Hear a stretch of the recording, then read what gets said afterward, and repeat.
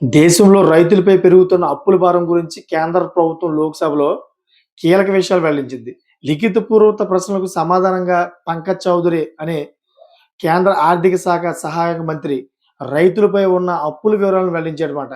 కేంద్ర ప్రభుత్వం వెల్లడించిన వివరాల ప్రకారం రైతుల అప్పుల విషయంలో తమిళనాడు మొదటి స్థానంలో ఉండగా రెండో స్థానంలో ఆంధ్రప్రదేశ్ ఉంది.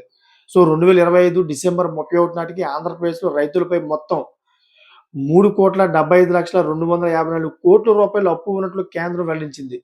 ఇందులో 2,01,744 రూపాయలు పంట రుణాలు కాగా 1,73,510 టర్మ్ లోన్స్ రూపంలో ఉన్నాయని చెప్పిందన్నమాట. ఈ రెండింటిని కలిపి రైతులపై భారీ రుణభారం ఏర్పడిందని, ఇక తెలంగాణ రాష్ట్రంలో రైతులపై మొత్తం 1,75,960 రూపాయలు అప్పు ఉన్నట్లుగా కేంద్రం తెలిపింది. సో ఇందులో 95,167 రూపాయలు పంట రుణాలు కాగా 80,792 టర్మ్ లోన్స్ ఉన్నాయని వివరించిందన్నమాట. దేశవ్యాప్తంగా రైతులపై పెరుగుతున్న రుణభారం వ్యవసాయ రంగంలో ఆందోళన కలిగించే అంశంగా మారుతున్నట్లుగా నిపుణులు పేర్కొంటా ఉన్నారు.